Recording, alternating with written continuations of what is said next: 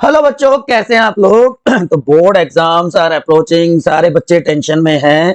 लेकिन जो बच्चे हमारे साथ बायोनीति आरआरटी पर जुड़े हैं उनको पता है कि कितना स्मूथली रिवीजन चल रहा है, कितना सिस्टमेटिक ढंग से हम सारी चीजों को डिस्कस करते जा रहे हैं।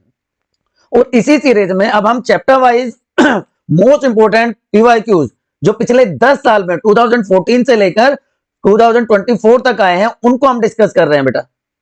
और इस पहले सेशन में जो हमने बायो का लाइव प्रोसेस से हम स्टार्ट कर रहे हैं, लास्ट ईयर के ऑलमोस्ट सारे क्वेश्चंस बायोलॉजी के हमने डाल दिए हैं।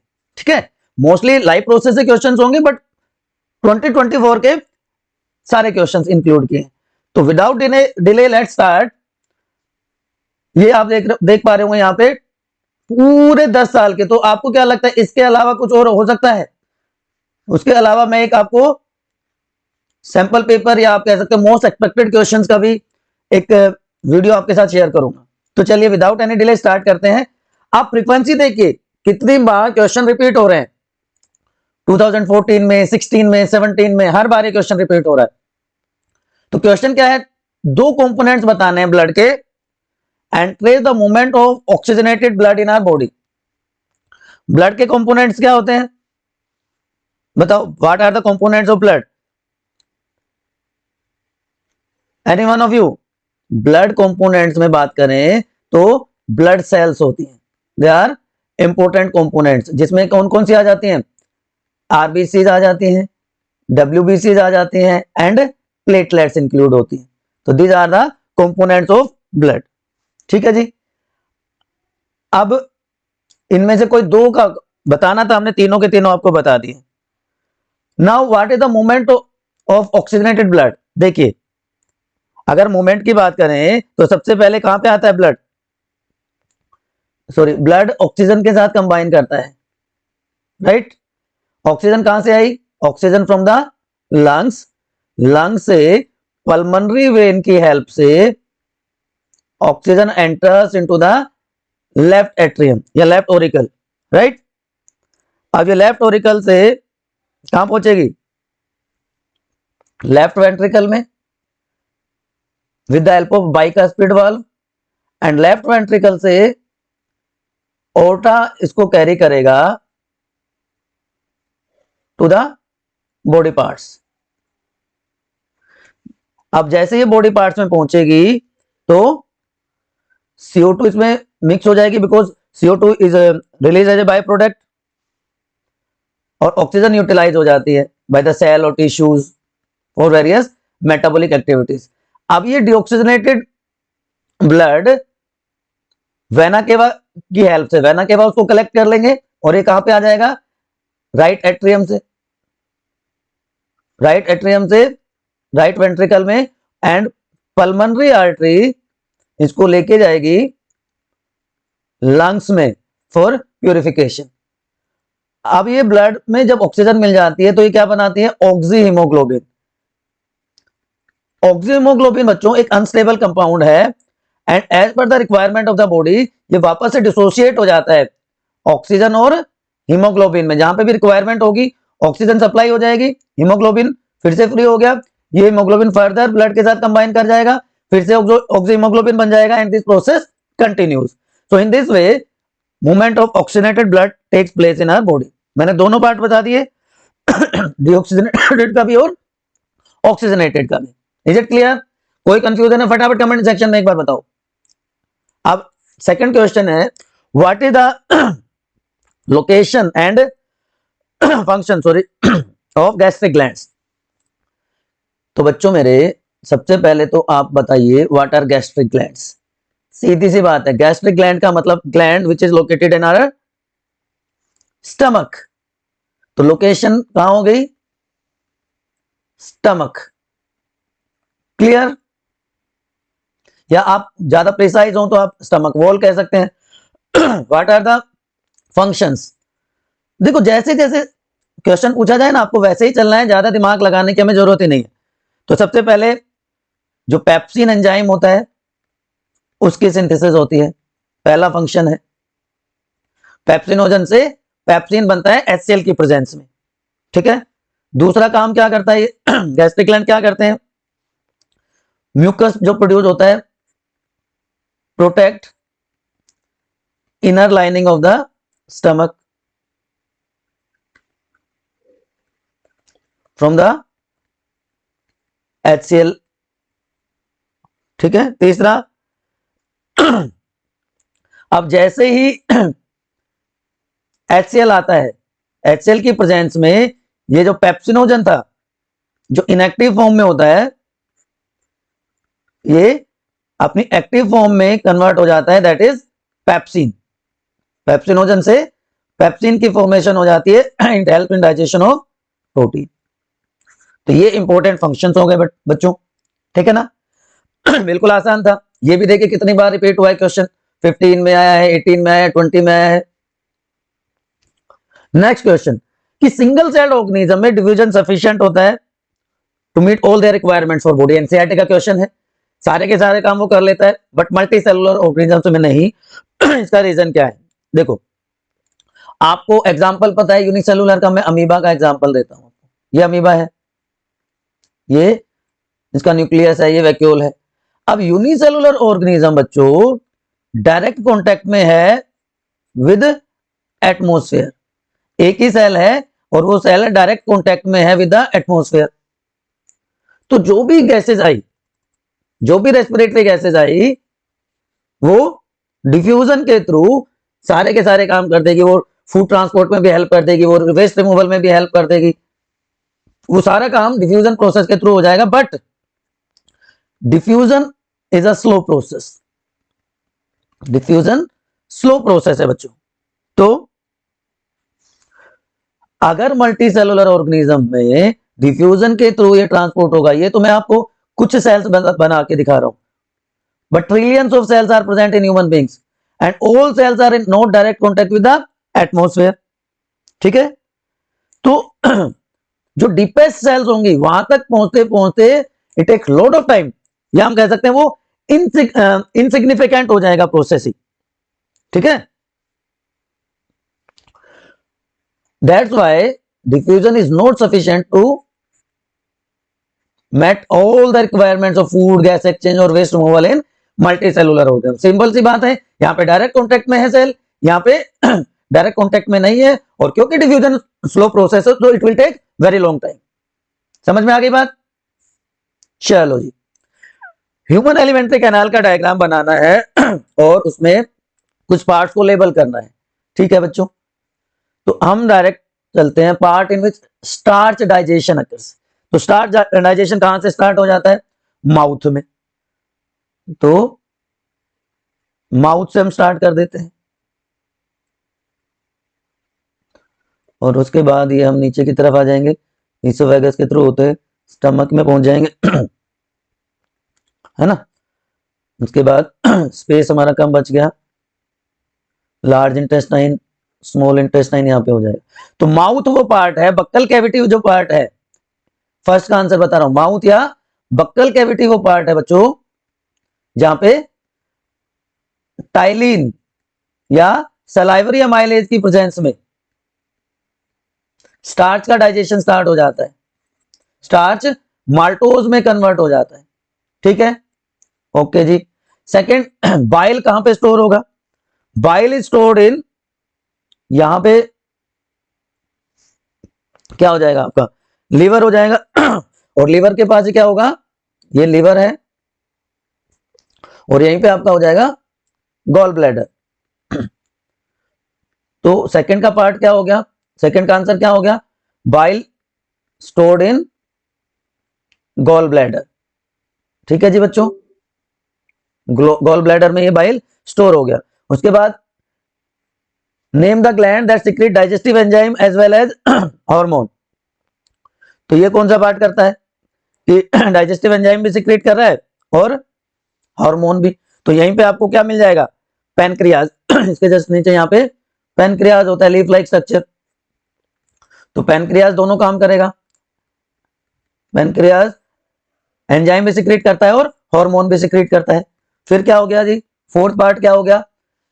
वाटर का रीअब्जॉर्प्शन। वाटर का रीअब्जॉर्प्शन कहां होता है बच्चों? चलो बताओ फटाफट। वाटर का रीअब्जॉर्प्शन होता है लार्ज इंटेस्टाइन में, लार्ज इंटेस्टाइन में। And lastly part of the gut where finger like projection, तो ये तो कहाँ होती है, स्मॉल इंटेस्टाइन में विलाई प्रेजेंट होती है, which increases surface area for absorption of food substances. तो ये पांचों पार्ट हो गए। स्पेस की वजह से डायग्राम हमारा इतना प्रॉपर नहीं बना, बट पार्ट आपको मैंने मेंशन कर दिए, ठीक है ना। तो वो चीजें आपको समझ में आ गई होंगी। What is double circulation, why separation of right side and left side of the heart useful, and how does it help in birds and mammals. तो देखो बच्चों मेरे, सबसे पहले लंग्स, लंग्स से जो प्योर ब्लड है वो पल्मोनरी वेन की हेल्प से कहां पे आ गया जी, लेफ्ट एट्रियम में। लेफ्ट एट्रियम ने उसको भेज दिया लेफ्ट वेंट्रिकल में with the help of bicuspid wall, और यहां से ओर्टा उसको कैरी करता है, अभी जैसा मैंने बताया था, and it reaches to the body parts. ठीक है। अब बॉडी पार्ट्स में जैसे वो ब्लड पहुंचा, वहां पे ऑक्सीजन तो हो गई utilise for various metabolic activities, and CO2 release as a by product. तो लेफ्ट साइड में हमेशा याद रखना बच्चों, left side of heart contain oxygenated blood, pure blood होता है। ठीक। अब ये इम्प्योर ब्लड कलेक्ट हो जाता है with help of superior and inferior vena cava, और वो उसको कलेक्ट करके सेंड कर देते हैं to the right atrium. Right atrium उसको भेज देता है with help of tricuspid valve to right ventricle, जहां से राइट वेंट्रिकल से पल्मोनरी आर्टरी इसको लेके जाती है to the lungs for purification. ठीक है जी। So what is double circulation, the passing of blood twice through heart, कि एक बार लंग से लेफ्ट ओरिकल में आया और उसके बाद वेना केवा से राइट एट्रियम में आया। तो passing of blood twice through heart during one circulation through the body is known as double circulation. याद रहेगा बच्चे, passing of blood twice through heart while passing through body once। अब left side और right side में इधर oxygenated है, इधर deoxygenated है, जिसको हम इम्प्योर ब्लड भी कहते हैं। राइट साइड में इम्प्योर, लेफ्ट साइड में प्योर ब्लड है। सेपरेशन क्यों इंपॉर्टेंट है, देखिए बच्चों, it prevents number one it prevents mixing of pure and impure blood, mixing of pure and impure blood. सबसे पहला तो ये हो गया।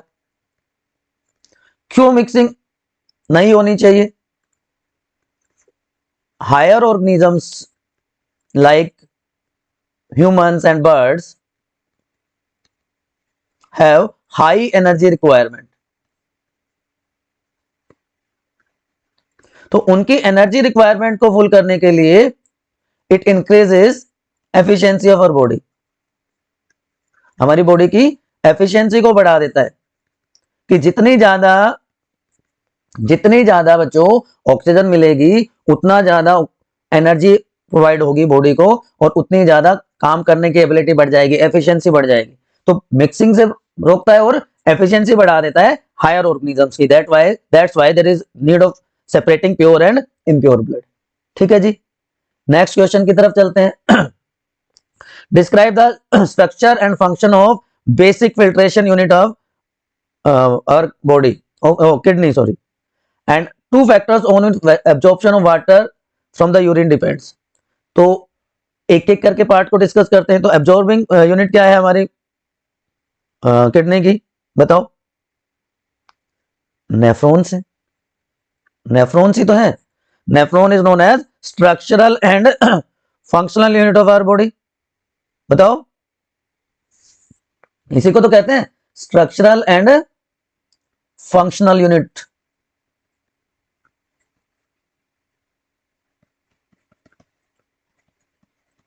ठीक है जी। तो अब स्ट्रक्चर की अगर हम बात करें तो ये डबल वॉल्ड स्ट्रक्चर होती है, जिसको हम क्या कह देते हैं,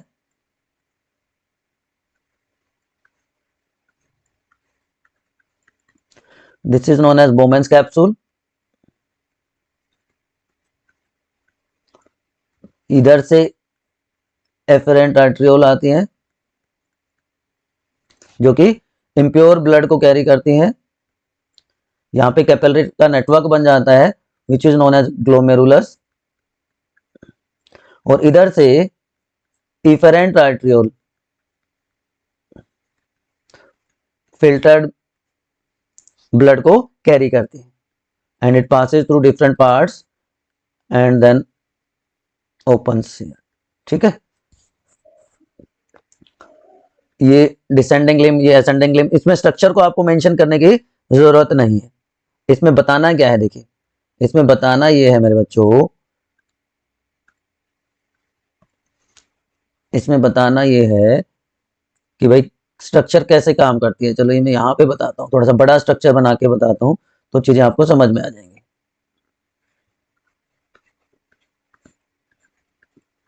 ये फिल्ट्रेशन यूनिट हो गई, इधर से एफेरेंट आर्टरी आई, आर्ट्रियोल आई और इधर चली गई। ये जो नेटवर्क बना इसको क्या कह रहे हैं हम, ग्लोमेरुलस। ये एफेरेंट आर्ट्रियोल, ये जो कैरी कर रहा है दैट इज इफेरेंट आर्ट्रियोल। बात समझ में आ गई, एफेरेंट एंड इफेरेंट आर्ट्रियोल। ये कहलाता है proximal convoluted tubule, PCT. Just बोमेंस capsule के नीचे का जो पार्ट है वो क्या कहलाता है, बोमेंस कैप्सूल के जस्ट नीचे का पार्ट जहां पे बोमेंस कैप्सूल हम कह सकते हैं खत्म होता है वो कहलाता है प्रोक्सिमल कन्वोलेटेड ट्यूब्यूल। ये लूपोफेनले है। अब लूपोफेनले की दो आर्म है, ये डिसेंडिंग लिम्ब है, डिसेंडिंग लिम्ब, और ये ascending limb. So ascending and descending limb हो गई। ये प्रोक्सिमल था, ये distal convoluted tubule, distal DCT, and ये कलेक्टिंग डक्ट। ये सारे पार्ट होते हैं बच्चों। और ये जो है इफेरेंट आर्ट्रियोल, ये पास होती है थ्रू दीज एरियाज और यहां पे पहुंच जाती है। ठीक, सॉरी। तो ये तो पार्ट्स की बात हो गई, ठीक है। स्ट्रक्चर की बात होगी, कौन से फैक्टर्स हैं जिसपे व्हाट यू से डिपेंड करता है absorption of water from the urine. Number 1, amount of water present in the body, amount of excess water in body, excess उस पे डिपेंड करेगा। दूसरा किस पे डिपेंड करेगा जी, amount of waste dissolve in it, amount of waste present in it, dissolve in it. ठीक है जी, इन दो फैक्टर्स पे ये डिपेंड करता है बच्चों मेरे। ठीक है जी, ये भी बात समझ में आ गई। ओके, कोई भी कंफ्यूजन है बेटा फटाफट कमेंट सेक्शन में आके आपको तुरंत पूछ लेना है, ठीक है ना। कोई आपको दिमाग में इफ बट किंतु परंतु नहीं रखना है। चलो, write two water conducting tissues present in the plants, how does water enter continuously into the root xylem. पहला पार्ट, तो एक एक करके बात करेंगे। तो वाटर कंडक्टिंग टिश्यूज की बात करें दो की, तो जाइलम वो एलिमेंट है, वो ट्रैकरी एलिमेंट है, कंडक्टिंग टिश्यू है जो वाटर के ट्रांसपोर्ट में, मिनरल के ट्रांसपोर्ट में हेल्प करता है। बात समझ में आई, इज इट क्लियर। अब जाइलम में क्या प्रेजेंट होता है, xylem contain tracheids and vessels. तो दो वाटर कंडक्टिंग टिश्यूज क्या हो गए जो प्लांट्स में प्रेजेंट होते हैं, tracheid and vessels are two conducting tissue which are present in the plants. ठीक है जी, अब ये क्या करते हैं, ये हेल्प करते हैं वाटर के ट्रांसपोर्ट में continuously through the root xylem. क्या होगा, देखो बच्चों, जो अपर पार्ट होता है प्लांट का, अपर पार्ट में होता है transpiration, loss of water in the form of water vapours. तो ट्रांसपिरेशन के थ्रू वाटर लॉस हो गया, तो पार्शियल प्रेशर वाटर का अपर पार्ट्स में है लो, लेकिन जो लोअर पार्ट है, जो रूट्स हैं, रूट का जो जाइलम है वहां पे सफिशिएंट वाटर अवेलेबल है, तो पार्शियल प्रेशर वाटर का वहां पे है हाई। ठीक है जी, और हमें पता है जो सब्सटेंसेस मूव करते हैं high partial pressure to low partial pressure, और ट्रांसपिरेशन की वजह से गैप क्रिएट हो गया, तो उस गैप को फिल करने के लिए वाटर का अपवर्ड मूवमेंट होता है and that is known as transpiration pull. Transpiration pull theory यही है। तो ट्रांसपिरेशन पुल उस वाटर को अपवर्ड डायरेक्शन में मूव करता है, जिससे वो अपर पार्ट्स में पहुंच जाता है। कंटिन्यूअस सप्लाई मेंटेन रहती है वाटर की टू प्लांट्स। क्लियर हो गया बात? तो रूट जाइलम से स्टेम जाइलम और अपर पार्ट्स में वाटर पहुंच जाता है। Why plants have low energy needs, बताओ। तो पहला बच्चों, पहली बात ये आ जाएगी कि plants are simple compare to animals.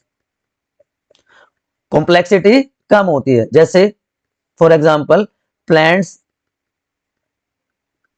Can not show locomotion, सिर्फ मूवमेंट होता है, लोकोमोशन नहीं होता प्लांट्स में, है ना। दूसरा, प्लांट्स में बहुत सारी डेड सेल्स होती हैं। Plants have many dead cells, चाहे वो स्क्लेरेनकाइमा की फॉर्म में हो। स्क्लेरेनकाइमा जैसी डेड सेल्स होती हैं जिनको मेंटेनेंस के लिए एनर्जी की रिक्वायरमेंट ही नहीं होती। That's why plants have low energy needs. अब आप में से कितनों को पता है what is the difference between movement and locomotion? फटाफट कमेंट सेक्शन में। आई थिंक 70 to 80% बच्चों को नहीं पता होगा what is the difference between movement and locomotion. जल्दी से अगर आपको पता है तो एक बार कमेंट सेक्शन में बता दो, चलो जल्दी से। तब तक हम अगले क्वेश्चन की तरफ चलते हैं। Explain the way in which glucose is broken down. बहुत बार लगातार पूछा जा रहा है बच्चों, ये क्वेश्चन लगातार पूछा जा रहा है।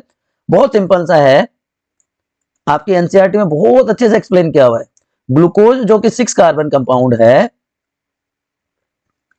सेल के साइटोप्लाज्म में उसका ब्रेकडाउन हो जाता है इनटू पायरुविक एसिड या पायरुवेट भी आप कह सकते हैं, which is a 3 carbon compound. तो इसका मतलब 2 मॉलिक्यूल बनते हैं पायरुविक एसिड के। अब इसके बाद ये डिपेंड करता है कंडीशंस पे। अगर ऑक्सीजन एब्सेंट है, क्या है? Oxygen is absent, there is absence. देखिए 2 वर्ड यूज करूंगा मैं, absence of oxygen and lack of oxygen. यहां पे मैंने क्या कहा है? There is absence of oxygen, तो मतलब अनएरोबिक रेस्पिरेशन हो गया। ठीक है जी। तो क्या बन जाएगा? Ethanol plus very less amount of ATP. बात समझ में आ गई? बताओ जल्दी से, बात समझ में आई कि नहीं आई?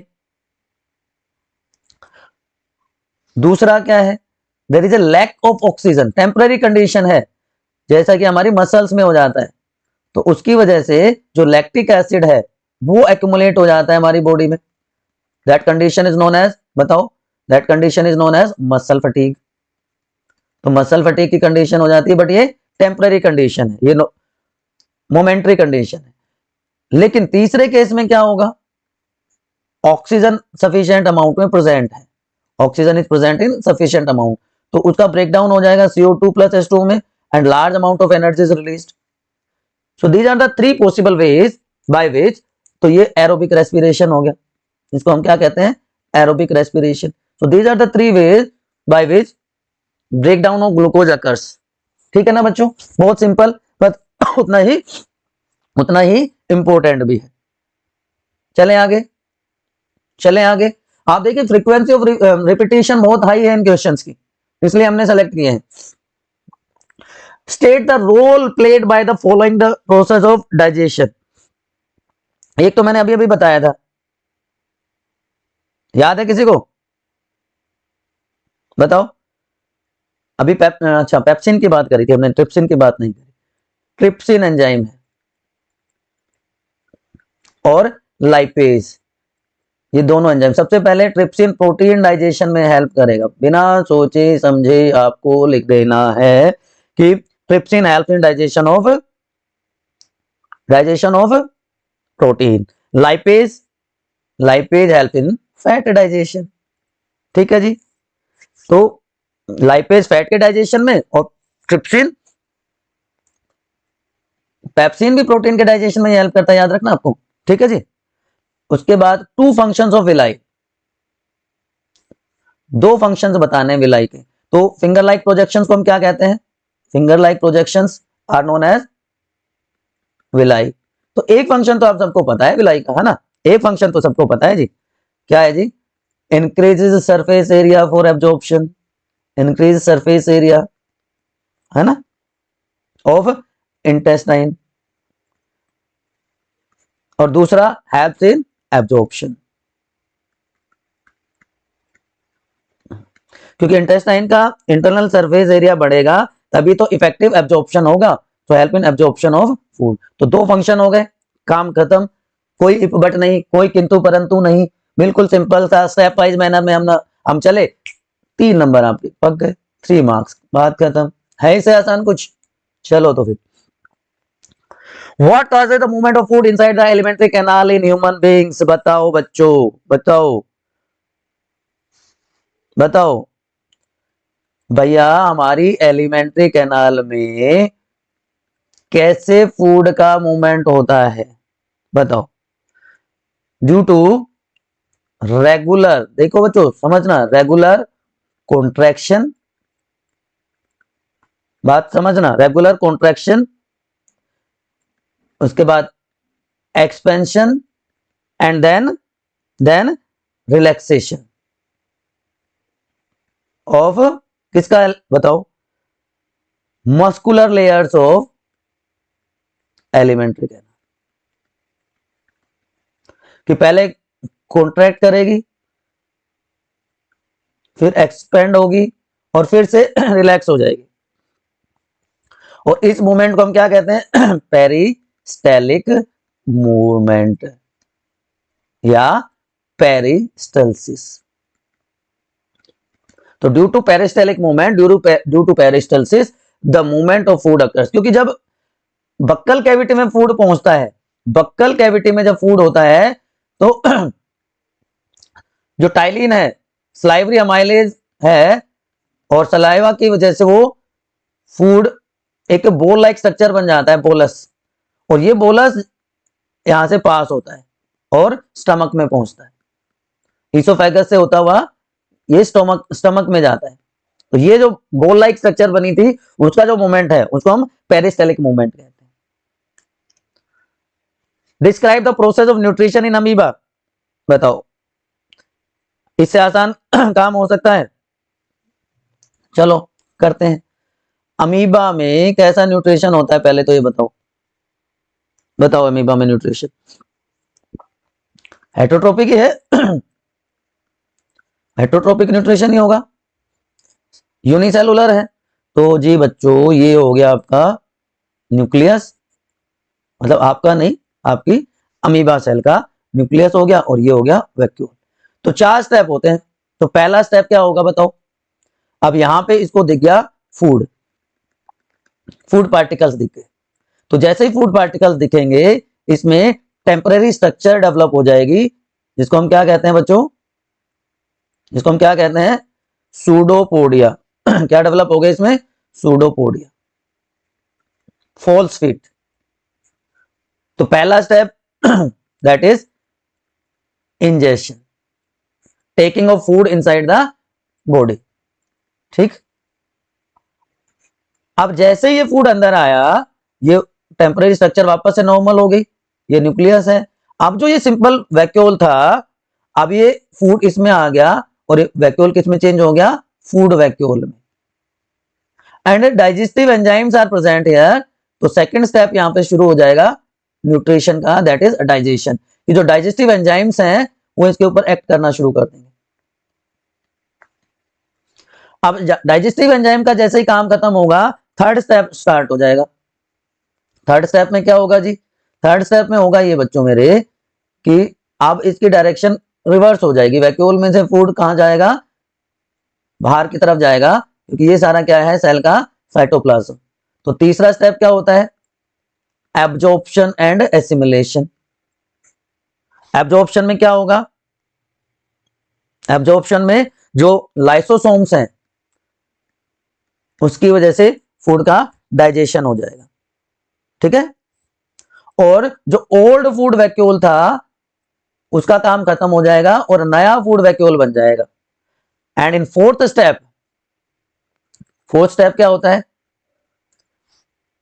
एसिमिलेशन, कि जो एनर्जी मिली उस फूड के डाइजेशन से, वो जो न्यू वैक्यूल है अब वो रेडी हो जाएगा फॉर टेकिंग फूड, ये न्यूक्लियस हो जाएगा। ओल्ड जो हमारा वैक्यूल था वो धीरे धीरे खत्म हो जाएगा और उससे एनर्जी मिलेगी। And finally in the fifth step वही बॉडी सरफेस के थ्रू वेस्ट जो अनडाइजेस्टेड वेस्ट है वो बॉडी से बाहर चला जाएगा अमीबा के, और इस प्रोसेस को कहते हैं इजेशन।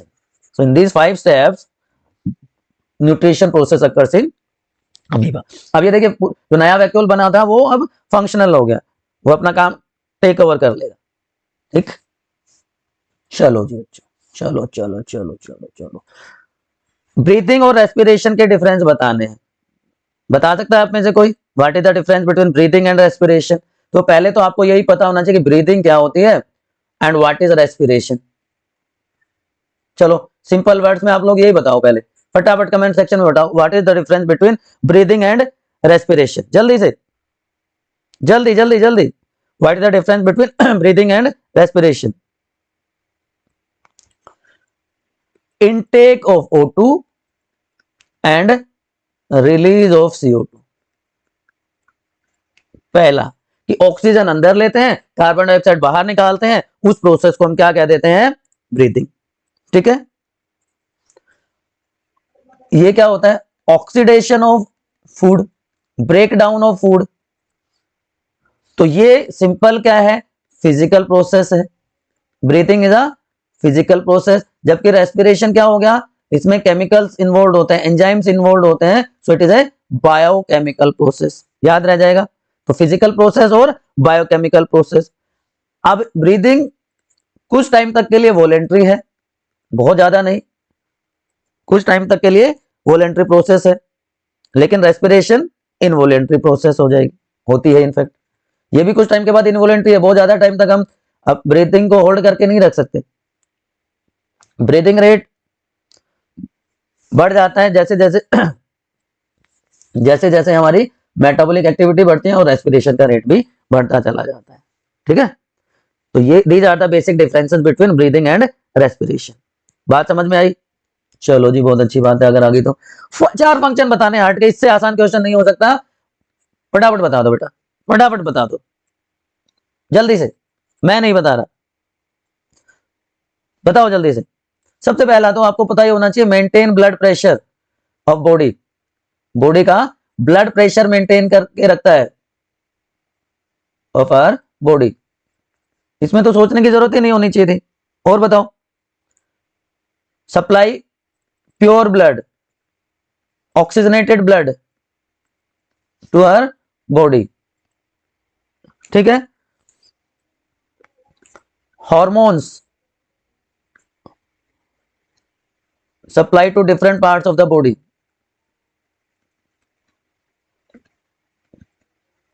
ठीक है जी। और क्या कहेंगे उसको, remove metabolic waste in the form of respiratory gas CO2। चलो जी, 4 फंक्शन, बहुत सिंपल था बच्चों, बहुत सिंपल था, आप लोगों को इतना सोचना ही नहीं चाहिए था। चलें आगे। चलो, 3 type of blood vessels, 1 feature of each. बहुत आसान क्वेश्चन फिर से। 3 टाइप के blood vessels, artery, veins and blood capillaries, या कैपिलरीज भी इसको कहते हैं। ठीक है, स्मॉलेस्ट ब्लड वेसल है, smallest blood vessel is capillary. याद रहेगा। काम क्या है इसका? Connect arteries and veins, connect artery and veins. अभी बताऊंगा कैसे। Arteries carries pure blood, oxygenated blood, accept pulmonary artery. Veins carries impure blood, deoxygenated blood, except वही पल्मोनरी वेन। ये थिक वॉल्ड होती हैं, ये थिन वॉल्ड होती हैं, डीपली सिचुएटेड होती हैं। तो इतना ज्यादा पूछा ही नहीं गया, एक एक पूछा है। अब देखिए, आर्टरी है ये हमारी, आर्टरी की फाइन ब्रांचिंग हो जाती है, then it is known as arteriole. ठीक है बेटा, आर्टरी की फाइन ब्रांचिंग आर्टरियोल। इसी तरह वेन्स की जो फाइन ब्रांचिंग होती है उसको हम कहते हैं वेन्यूल। तो वेन से क्या बन जाएंगी,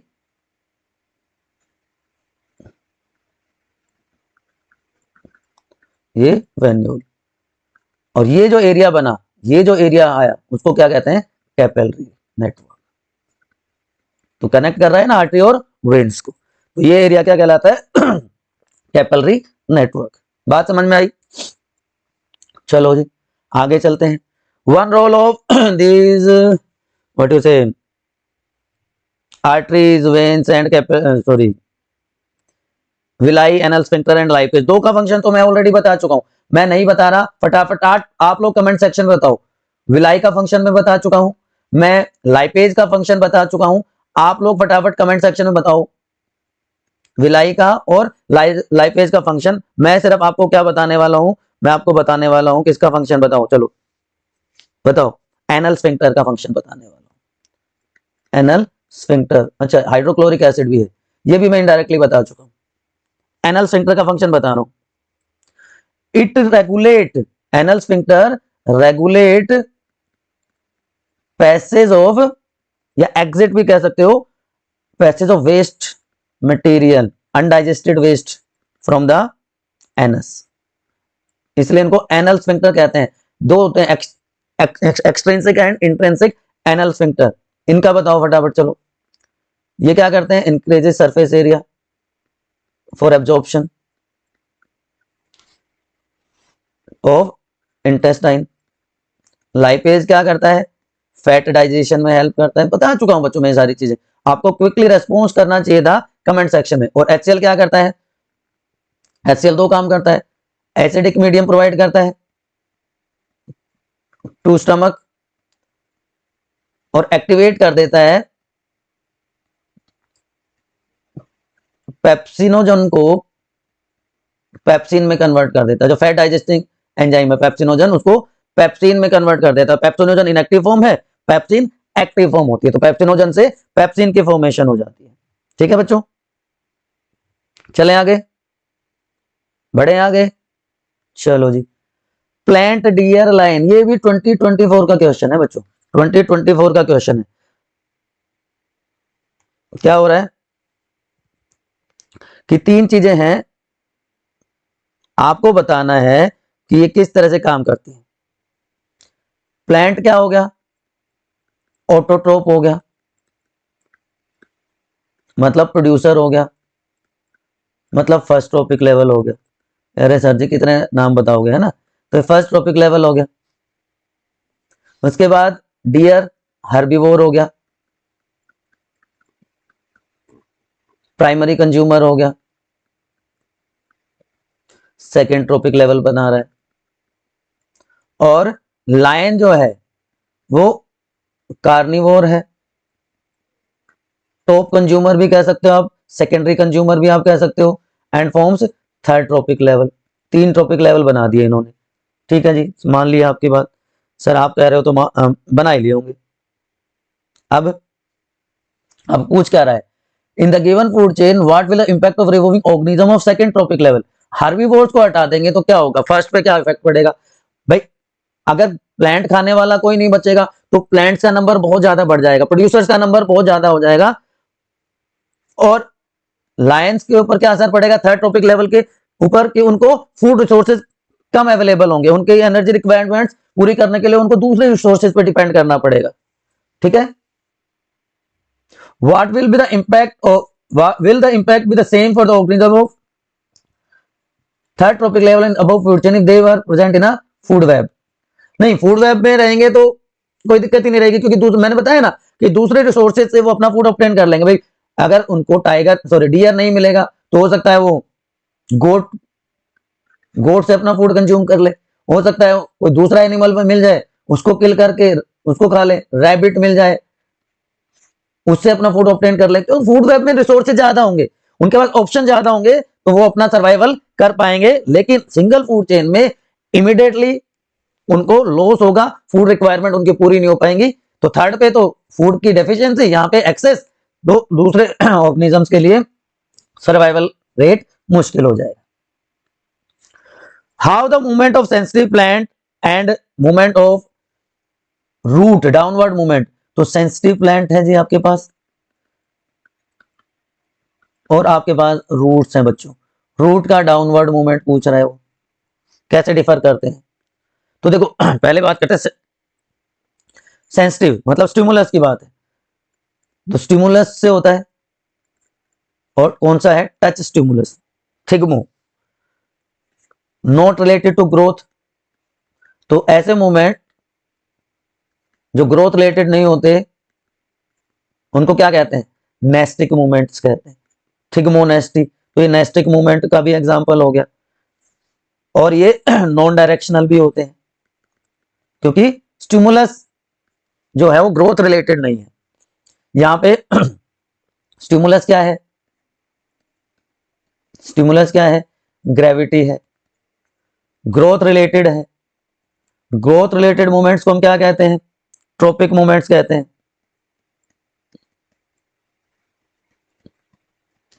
और ट्रोपिक मूवमेंट्स कैसे होते हैं बच्चों, डायरेक्शनल होते हैं, टुवर्ड्स और अवे फ्रॉम द स्टिमुलस। आसान समस्या का समाधान। Two green plants are kept separately in oxygen free containers, one in dark room and other in sunlight. एक को डार्क में रख दिया प्लांट वन को, और एक को हमने सनलाइट में रख दिया प्लांट टू को। P2 लिख देता हूं मैं इसको, ये P1 हो गया। ठीक है जी। It was observe that plant kept in dark could not survive, give reason for that. बताओ बताओ, बोलो बच्चों, बताओ। सीधी सी बात है, ऑक्सीजन फ्री है, जब सनलाइट में रखा तो क्या हुआ, तो क्या हुआ, फोटोसिंथेसिस हुआ। फोटोसिंथेसिस में CO2 प्लस H2O मिल गए, स्टार्च की फॉर्मेशन हो गई, ग्लूकोज की फॉर्मेशन हो गई, और ऑक्सीजन रिलीज हो गई एज ए बाई प्रोडक्ट, और ऑक्सीजन ने उसको सर्वाइवल में हेल्प कर दिया। लेकिन डार्क में फोटोसिंथेसिस नहीं हुआ, टाइम ही नहीं मिला, तो ऑक्सीजन का एब्जॉर्प्शन नहीं हुआ, तो इसलिए दिक्कत होगी उसको।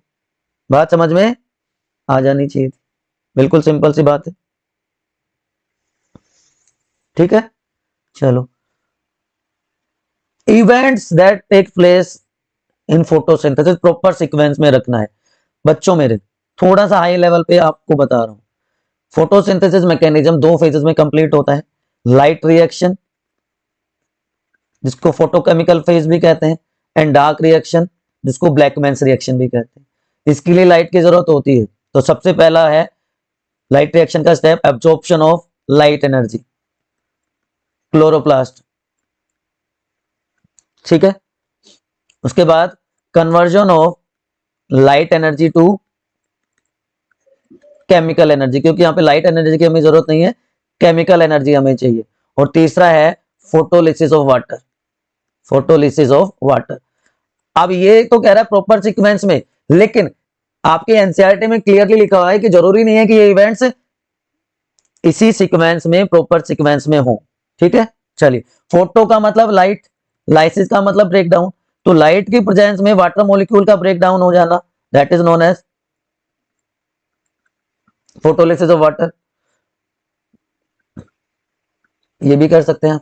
अब यहाँ पे जो हाइड्रोजन आयन से प्रोटॉन्स प्रोड्यूस हुए, ये क्या करेंगे, एडीपी को एटीपी में कन्वर्ट कर देंगे, एनएडीपी को NADPH2 में कन्वर्ट कर देंगे, and this is known as assimilatory power, क्योंकि क्योंकि इसमें एनर्जी स्टोर्ड है। एसिमिलेटरी पावर क्यों कहते हैं इसको, इसमें एनर्जी स्टोर्ड है बच्चों। ठीक है, अब ये एसिमिलेटरी पावर काम करती है स्टार्टिंग मटेरियल का फॉर डार्क रिएक्शन। अब यहां पे क्या हो जाएगा, फाइनल फिक्सेशन ऑफ CO2। तो CO2 H2O के साथ मिलके स्टार्च की फॉर्मेशन कर देगी, ऑक्सीजन रिलीज हो जाएगी। हमेशा याद रखना, स्टोर स्टार्च की फॉर्म में होता है फूड प्लांट्स में, और ट्रांसपोर्ट किसकी फॉर्म में, ट्रांसपोर्ट सुक्रोज की फॉर्म में होता है मेरे बच्चों, ट्रांसपोर्ट सुक्रोज की फॉर्म में, स्टोर स्टार्च की फॉर्म में होगा, याद रह जाएगा। चलो चलो चलो चलो चलो चलो चलो चलो चलो, explain the with the help of activity that explain the action of saliva on the food we eat. And while bile juice is important for what you say important is the process of digestion. देखिए saliva, saliva में क्या होता है? It contains enzyme salivary amylase, जिसको हम क्या कहते हैं? टाइलिन. ये क्या करता है? जो स्टार्च है, जो प्लांट का स्टोर्ड फूड था, उसको सिंपल शुगर माल्टोज में कन्वर्ट कर देता है. ठीक है, तो action of saliva on the food we eat, बात खत्म. बाइल जूस में कोई एंजाइम नहीं होता, but it is important for digestion process. क्यों? बाइल जूस में होते हैं बेटा bile salts and bile pigments. ठीक है, they cause emulsification of fat. Emulsification of fat का मतलब हो गया जो लार्ज फैट ग्लोब्यूल्स थे, जो कि मेम्ब्रेन को क्रॉस करके डाइजेस्ट नहीं हो पा रहे थे, उनको छोटे छोटे ड्रॉपलेट्स में कन्वर्ट कर देते हैं. That is known as emulsification of fat. Bile pigment में है bilirubin and biliverdin. Bilirubin is a yellow colour pigment. अगर इसकी एक्सेस हो जाती है, इसका रिमूवल नहीं होता हमारी बॉडी में से, तो इट कॉजेस जॉन्डिस. तो एंजाइम नहीं है, फिर भी ये हमारी बॉडी के लिए बहुत बहुत जरूरी हो जाते हैं बेटा. ऑलरेडी हम डिस्कस कर चुके हैं 2 वेज जिससे ग्लूकोज ऑक्सीडाइज होता है. ऑक्सीजन ग्लूकोज 2 कंडीशन कि लैक ऑफ ऑक्सीजन जो हमारी मसल्स में होता है, तो लैक्टिक एसिड बन जाता है, plus very less amount of energy, muscle fatigue जिसको कहते हैं. This condition is known as muscle fatigue. तो मस्कुलर पेन, क्रैम्प्स आ जाते हैं. और दूसरी कंडीशन में क्या होता है? एरोबिक रेस्पिरेशन होगा. ये टेम्पररी कंडीशन है. एरोबिक रेस्पिरेशन में तो वो कंप्लीट प्रोसेस हो जाएगी कि CO2 plus H2O and 36 ATP molecules are produced. तो ये नॉर्मल प्रोसेस है, ऑलरेडी हम डिस्कस कर चुके हैं. डिफ्यूजन वाला भी कर चुके हैं कि यूनिसेलुलर ऑर्गेनिज्म में सेल जो है direct cell is in direct contact with atmosphere, तो पॉसिबल हो जाता है to supply oxygen. Multicellular organism में trillions millions trillions of cells are present which are not in direct contact with atmosphere. तो diffusion being a slow process is not sufficient to supply oxygen. ये already हम discuss कर चुके हैं. ये अगर आप चाहें तो हम यहाँ पे भी डिस्कस कर लेंगे, अगर आप कहेंगे तो. एक्चुअली ये इस चैप्टर का लाइफ प्रोसेस का क्वेश्चन नहीं है बच्चों. बताओ क्या करना है, बताओ फटाफट. Device use by females to avoid pregnancy. 3 techniques चलो मैं बता ही देता हूँ. नंबर 1, पिल्स यूज कर सकते हैं, कॉन्ट्रासेप्टिव पिल्स इनको कहते हैं. ये भी 2 फॉर्म में आती है. ओरल पिल्स जो ओरली लेनी होती हैं, और वजाइनल पिल्स जो वजाइना में इंसर्ट करनी होती है. ठीक है, उसके बाद कॉपर टी का यूज कर सकती हैं. और तीसरा मेथड ट्यूबेक्टोमी, सर्जिकल या परमानेंट मेथड है.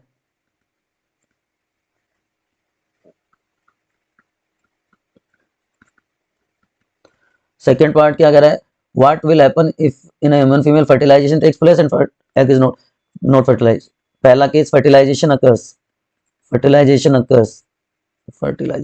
तो क्या होगा कि भैया ये मेल गैमेट, ये एग सेल मान लेते हैं फीमेल गैमेट, प्लस ये स्पर्म फ्यूज करके जायगोट बन गया. फर्टिलाइजेशन हो गया तो जायगोट बन गया. जायगोट में डिवीजन स्टार्ट हो जाएगा जिसको हम क्लीवेज कहते हैं.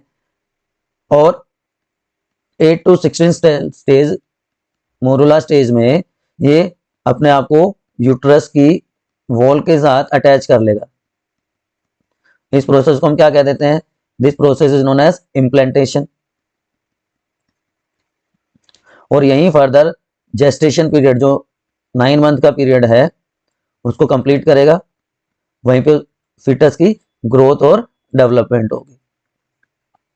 And after completing gestation period parturition, जिसको हम चाइल्ड बर्थ कहते हैं, टेक्स प्लेस। अगर फर्टिलाइजेशन नहीं हुआ, नो फर्टिलाइजेशन, तो क्या होगा? एग सेल रप्चर कर जाएगी, एंड्रोमेट्रियल वॉल, जो यूट्रस की वॉल थी, एंड्रोमेट्रियल वॉल, वो डिजनरेट कर जाएगी, और ये सारा का सारा with blood ruptured blood vessels plus egg cell plus endometrial wall vaginal opening के थ्रू बाहर आ जाती है। And this is starting of menstrual cycle. जो ब्लीडिंग फेज है मेंस्ट्रुअल साइकिल का, वो स्टार्ट हो जाता है। ठीक है बच्चों, डायग्राम बताना है राइजोपस का spore formation and label the reproductive part and non reproductive part. ये भी वहीं से क्वेश्चन है, उसी चैप्टर का है राइजोपस वाला भी। चलो बना देते हैं ये भी आपके लिए। ऐसे बहुत सारे बनते हैं। ठीक है, मैंने 2-3 बना दिए। अब इसमें क्या होंगे? स्पोर्स होंगे। ठीक है जी, तो स्पोर तो क्या हो गए? रिप्रोडक्टिव पार्ट हो गया, रिप्रोडक्टिव स्ट्रक्चर हो गई। ठीक है, तो स्पोर्स कहाँ पे प्रेजेंट है? ये पार्ट क्या कहलाता है? स्पोरेंजिया। तो रिप्रोडक्टिव पार्ट क्या है? Exactly sporangia. और ये क्या है नीचे की तरफ? ये कहलाती है हाइफी, हाइफा या हाइफी। ये नॉन रिप्रोडक्टिव पार्ट है। These are non-reproductive parts.